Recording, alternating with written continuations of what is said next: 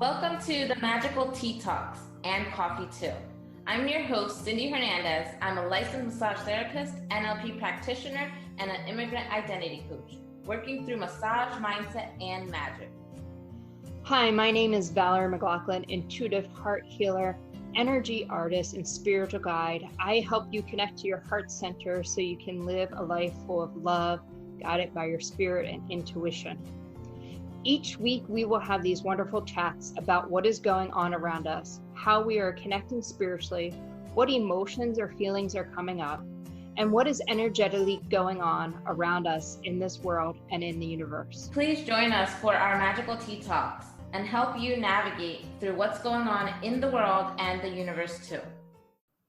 We're talking about one of my favorite topics today, which is about protecting your energy, protecting your physical body, emotional body, spiritual body, all those beautiful things. So yeah, we wanted to talk a little bit about protection, which is really, really important and so often overlooked, so often forgotten. And it's one of those things that when you wake up, it's like the first thing that you do. When you go to sleep, it's the first thing that you do. It's really just asking for protection. And this goes into like whatever you believe in. So if it's God, if it's source, if it's angels, if it's all the things, just asking for protection, to protect your energy, to protect you as a being. Protecting their energy is something very near and dear to me, something I talk about quite often. And it's really something that I feel we should be teaching our kids, teaching the young ones, especially at a small, young age, instead of teaching them fear, like an entity can be passed on to you, or that fear that somebody can put a curse on you.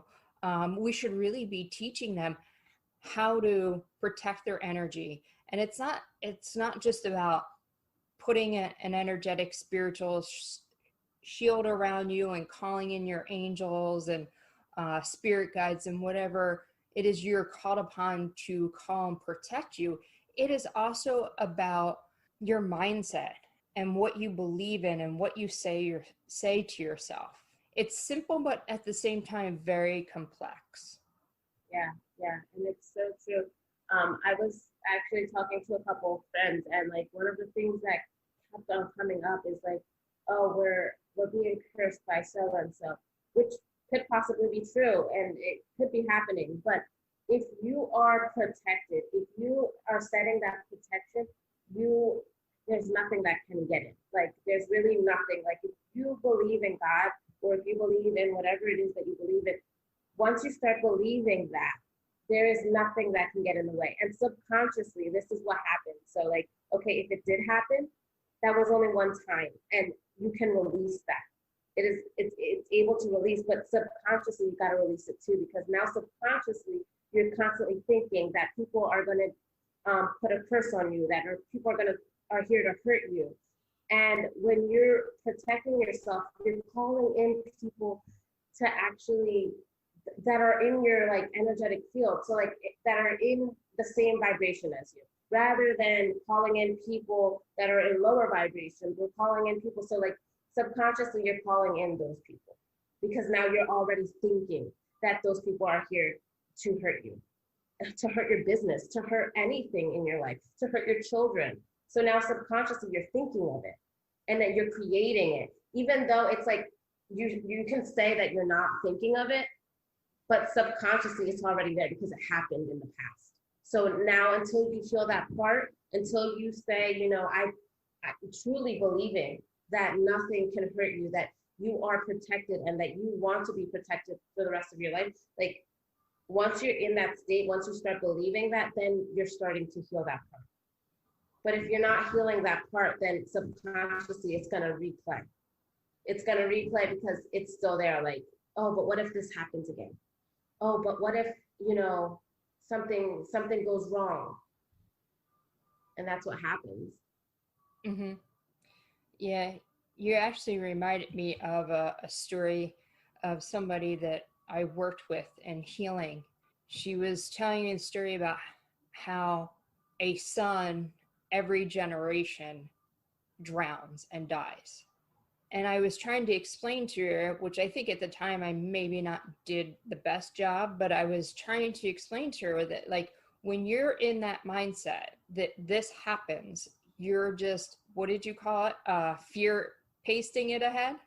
I say future pasting. Future pasting it ahead. It's the same thing. It's, you're creating that story over and over again. So as much as you're trying to protect your child by not allowing them near water or whatever, you still have this fear that's implanted into you that a son is going to drown.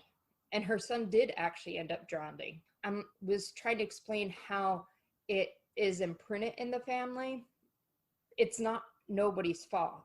There's no fault to it. It's just, it is what it is. And that could have been what that son came in to teach her. But at the same time, when we, like the Italians, they're like, put the eye on you, you know, like the curse on you. And when you believe this, like, it's instilled. Like, I know so many, I grew up in an Italian environment, and Minolki on you, like they put the curse on you, and they believe that people put curses on them. They believe that they can be cursed. And when you believe that, you could put on that spiritual protection all the time. But it's more than that. You have to stop that belief. You have to believe in something else. You have to believe in your own power, that you have the power to control of your life.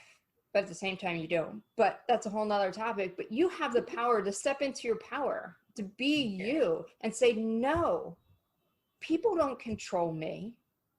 I can create my own destiny. I can create my own magic. Yeah.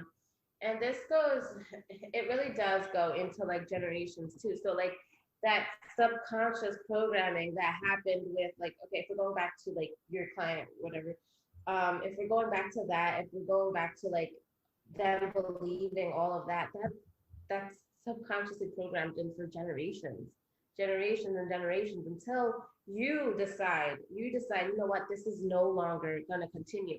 But when you're constantly in that fear base of this is going to happen, when you're constantly in that trying to avoid things from happening, when we're in the sense of avoiding, so we're trying, like, okay, let's say we're trying to avoid failure, we're trying to avoid all these things, those are fears actually being placed in our future, avoiding something that happened in the past. So that's our subconscious trying to avoid something, rather than it's creating the same thing, rather than breaking through that and saying, okay, I acknowledge that this happened, but I'm going to change this, and I'm going to, you know, create something different. Yeah, absolutely. And that's it, and it happens all across everywhere, even spiritual people. And it took me a little while to like really understand where it was coming from, because, you know, somebody is like, I feel everything. And then it'd be like, you know, I protect my energy, but I still getting drained, and I'm still doing this. And I'm like, well, have you worked with this crystal? Have you tried this crystal? Yeah, none of that works. And I'm like, because you're still not letting go. Like, you're still holding on to that. It's like a part of you still wants to feel that. And until you let go of that, it's not a full protection on there.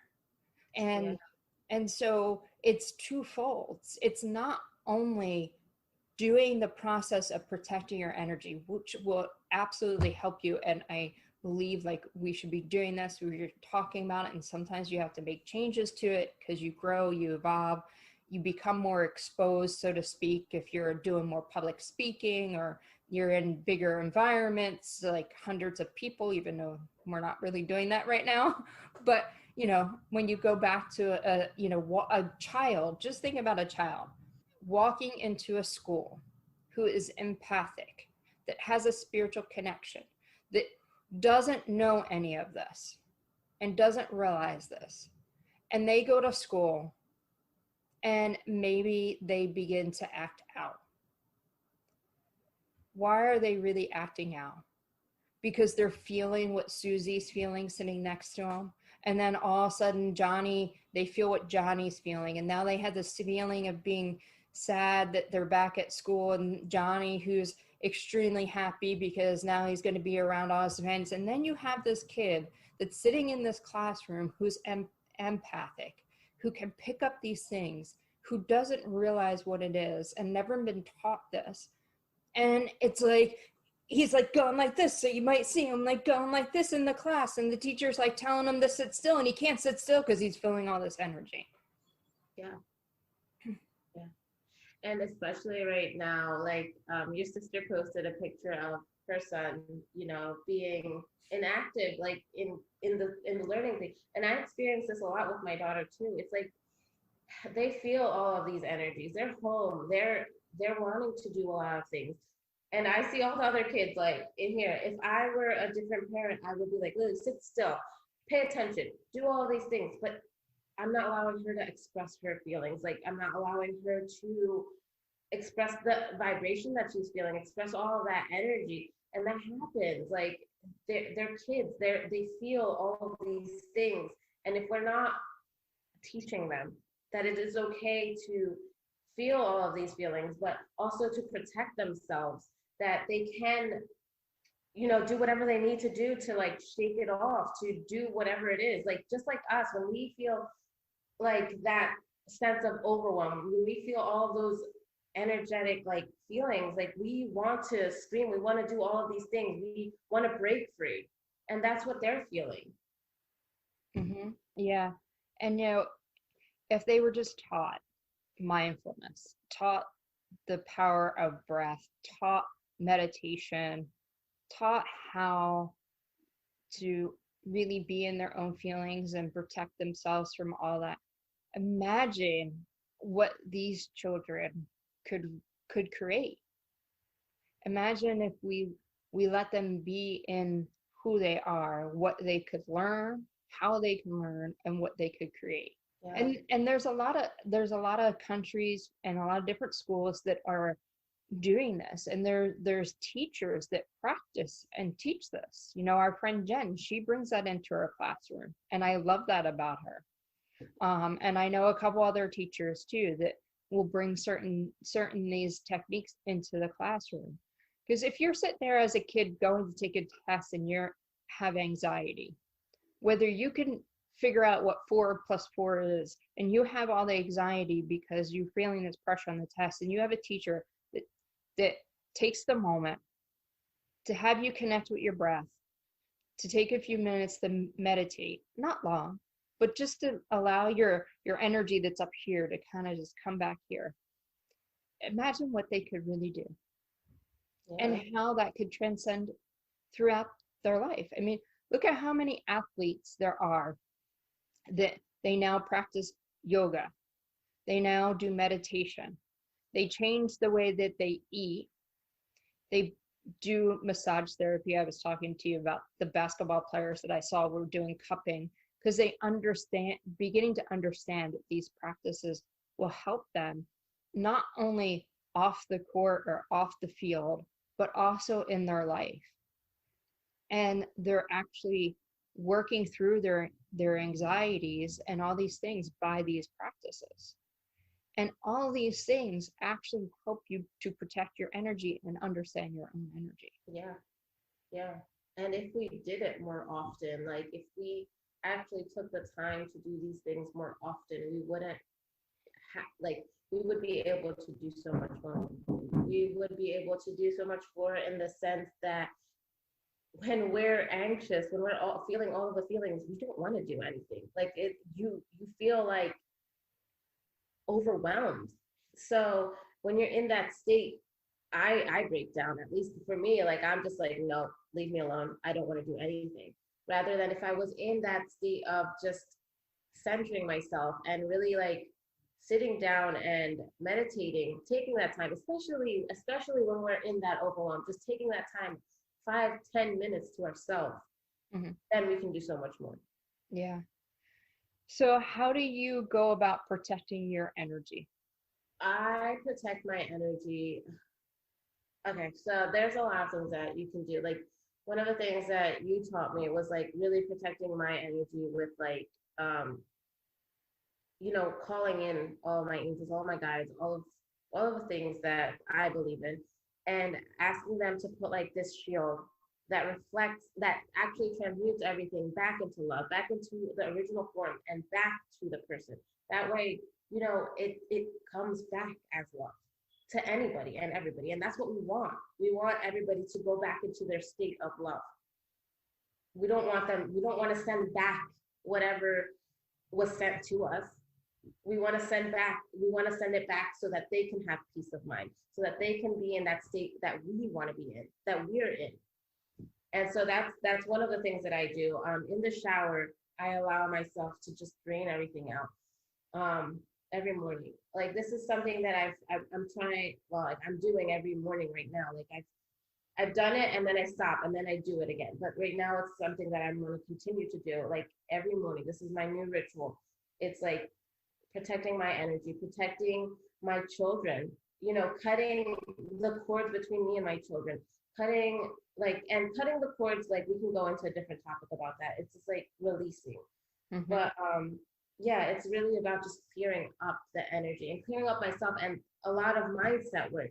So the mindset work to clear up like that pattern.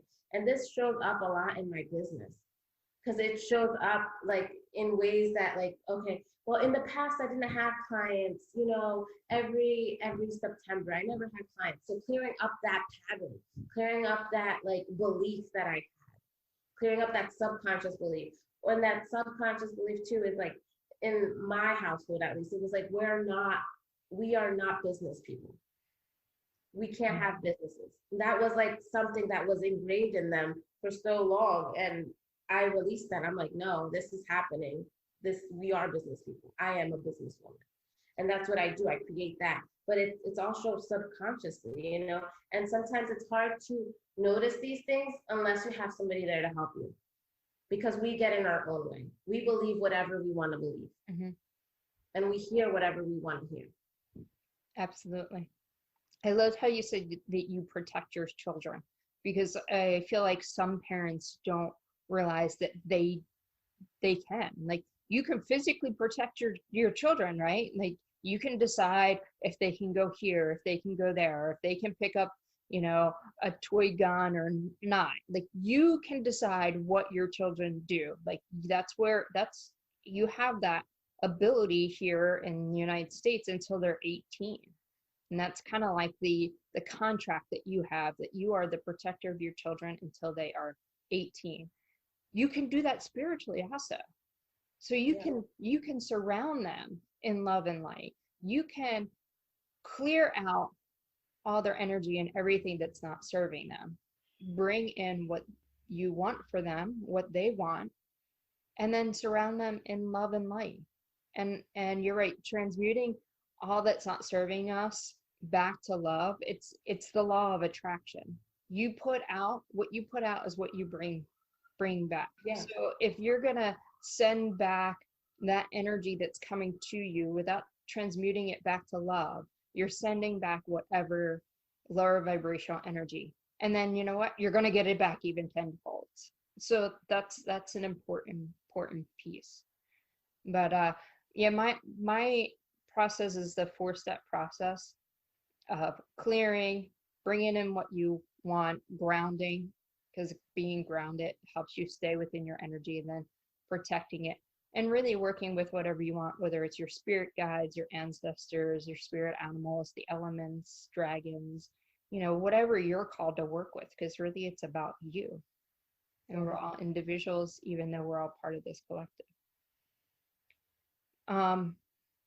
But one of the things too is to realize is that when you do go into certain environments, sometimes you need more protection. And if you are, creating a sacred space, that maybe you want to call on the 4 corners or the elements to open your ceremony and create this space. And there's also a lot of other tools that you can bring with you to help in that, with, sage or Palo Santos or cedar, if you want to do something locally to burn and clear and cleanse the air. There's crystals out there.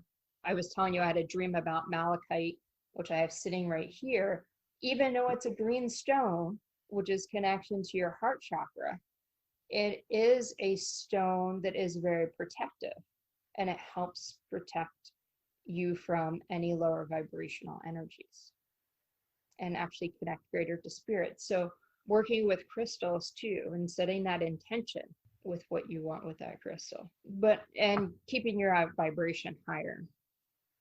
Yeah. Mm-hmm.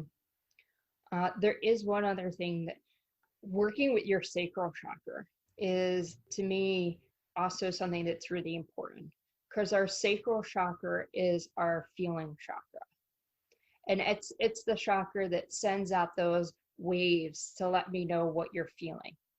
So if we go back to that classroom, and the kid is sitting in the classroom and his sacral chakra is going out and he's feeling what Susie's feeling and Johnny's feeling, there becomes a point where he brings that back in, and it doesn't become what Susie feeling or what Johnny feeling. It starts to become this is what I'm feeling, or why are they feeling? Why is Susie sad about me? Starts becoming about me. So really opening up your sacral chakra, releasing part of your ego, because that's what's also making it about me, and realizing this is about what they're feeling, not about what I'm feeling, and holding in your own feelings and not taking on everybody else's. Yeah, that's deep. That's it's really, and especially in kids, they don't understand it, and they don't know what's going on, and they believe all of these things. That's something that my daughter is challenged with right now, is like she believes everything anybody tells her. So she takes it in as her own. And that's when it becomes your identity too. When we're so young, when we're that young and we believe all the things that somebody's feeling about you or whatever. I don't know. Like for my daughter right now, I'm gonna say, like, if people feel like she's fat, then she takes it in as herself, and she's like, oh yeah, and then she makes it her identity. She's like, yes, that is who I am. I am not lovable. I am not a beautiful person. And then she takes that in, and that's where our identity is formed. Mm-hmm. We create that. Yeah. And so imagine yourself as an adult right now. Your identity was created a long time ago. Mm-hmm. And until you release like those patterns and release that identity and switch it in for something else, then you're still working off of that. Yeah, absolutely. There was something else that had come up, but it flew out of my head that fast. But it was something you said about your daughter that triggered something in me that I wanted to pass along, because one, you don't know, like, you can do what you can do, but like if they overhear this on the TV or at school, then it also projects on them. So it's not just about you being an amazing parent. It could be something. So look at how many stories there have been and still are on TV about how parents are getting divorced and how the child take it as their fault. Yeah. And this is perpetuated on a lot of TV shows and a lot of movies. So imagine your kid watching this show, and then you come to tell them that you are getting divorced or separated. And they all said now, because they've seen it, this is about me. They don't see the outcome, how they realize it's really not about, because they take on whatever it is they want to believe out of that story. And the most of the time they take on the fact that if my parents break up, it's my fault. Yep. So can we touch up on, Valeri posted about her fear and something that she had to release, the scary picture. Uh-huh. Remember, so like she had this memory of when she was younger. That was something that she saw, and she took it in as fear, right? She took it in as scary, and I'm pretty positive your mom did not put that on the TV, or any of your family members put that on the TV to scare you. Or if they did, it was like a joke, but it was not in that form, like, oh yes, let's do this so that, she can have this trauma for the rest of her life. Like, no, that's not what happens.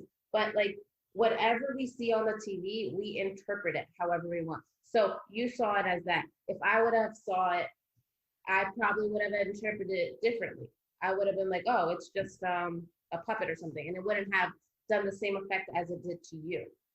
So like when we put these things on the TV and our children see it, not all of them interpret it the same way, but however they interpret it, that is what they carry on for a long, long time until they release it, until they're able to, or unless we like, sometimes we can step in there and explain how things are, because when we don't explain things, they don't understand. They only understand what they understand at that age. Yeah. And it's like you said, maybe they put it on as a joke, or maybe, put it funny, but jokes are that same way too. Like I was reading a comment in somebody's post, and the guy goes, I was gonna say goodbye, sneak up behind you and hug you and say goodbye, but I didn't want you to think that I was gay. And then they start joking about it in the comments. And I'm like, I'm sure they mean no harm to this, but it's very harmful for people. And this happens, to like all over the place, whether you're heavy or you're skinny, or, what just happened now. One of the celebrities, a male, posted a male nude about him, accidentally. And it was like, oh, stop picking on him. But, when women do that, it's like, oh my God, how can you do that? And it's like this double standard. And this is just things that are perpetuated throughout. And we might think it's funny, and it's like, oh, I like gay people, but then you make a joke about it. But, other people hear it and they're like, they want to keep this going on, and people don't find it affects people more than you think. A lot more than you can't really avoid, because you grow up with siblings. I grew up with a lot of siblings, so bullying happens a lot. But it could either make you who you are, or it can break you down. Yeah, definitely. It is time for us to say goodbye for this segment of Magical Tea Talk and Coffee Too. So grateful to have you all here joining us. It's a topic I know I could go on forever, and I'm sure Cindy could go on forever, but we must say goodbye for today. So sending all my love to all of you. If you would like to get in touch with me, you can go to intuitivehearthealer.com, see what I'm all about, book an appointment, book an intuitive call, and or you can follow me in my Facebook group, Intuitive Heart Healer. Yeah, and I'm Cindy Hernandez. You can find me at Cinderella Spa and cinderellaspa.com right now. And then I'm on Instagram, Cinderella Spa. And you can book any appointments. I do NLP. I incorporate all of this in one session. So I do NLP, massage therapy, and just like the protection part, the card readings, all of that. I incorporate it in one session. Yeah. Well, have a great day, everybody. Until next time, bye-bye for now.